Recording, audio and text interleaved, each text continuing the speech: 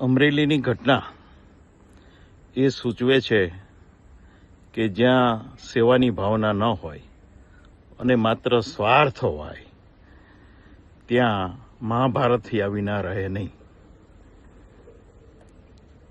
એક યુવતીને રાત્રે એરેસ્ટ કરવી પડે અને તેને ગુનાવાળી જગ્યાએ લઈ જવામાં આવે એટલે બીજી રીતે કહીએ કે તેનું સરઘસ કાઢવામાં આવે, તે ગુજરાત માટે શરમજનક ઘટના છે. સામાન્ય રીતે પોલીસ ગરીબ, લાચાર,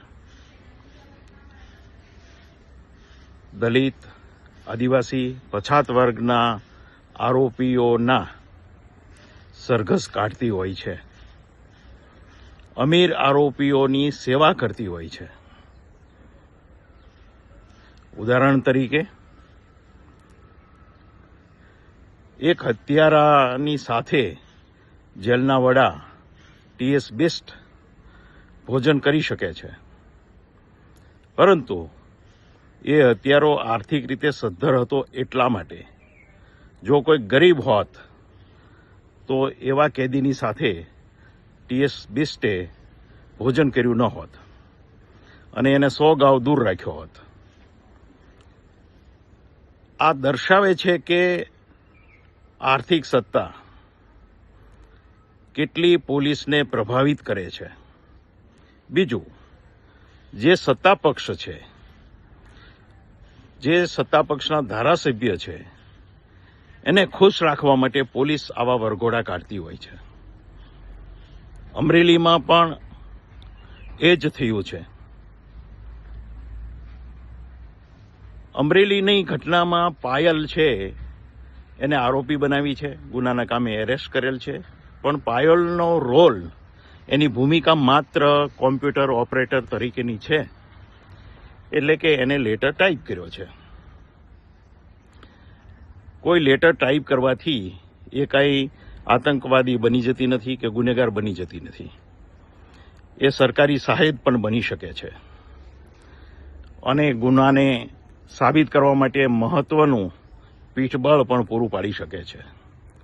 ઉદાહરણ તરીકે પાલનપુર કેસમાં સંજીવ ભટ્ટને સજા કરવી જ હતી, એટલા માટે એ કેસમાં જે નાર્કોટિક્સ પ્લાન્ટ કરવામાં આવ્યું હતું, જે પીઆઈ દ્વારા, એ પીઆઈને સરકારે સરકારી સહાયક બનાવી દીધો.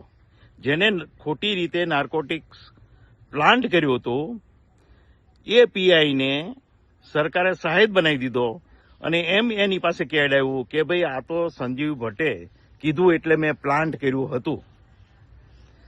હવે આવા આરોપીને, જે પોલીસની ફરજ વિરુદ્ધની ભૂમિકા ભજવનારને પણ જો સરકાર વિટનેસ બનાવી શકતી હોય તો પાયલ આ કેસમાં વિટનેસ ન બની શકે. પરંતુ આ કેસ એ સૂચવે છે કે જ્યારે સત્તા પક્ષ સ્વાર્થ માટે આંધળો બની જાય, ભ્રષ્ટાચાર માટે આંધળો બની જાય, ત્યારે તેમાં ઝઘડા થયા વિના રહે નહીં અને વિવેકભાન ગુમાવ્યા વિના રહે નહીં. એનું ઉદાહરણ આ અમરેલીનો કિસ્સો છે. વૈષ્ણવજન તો તેને કહીએ જે પીડ પરાઈ.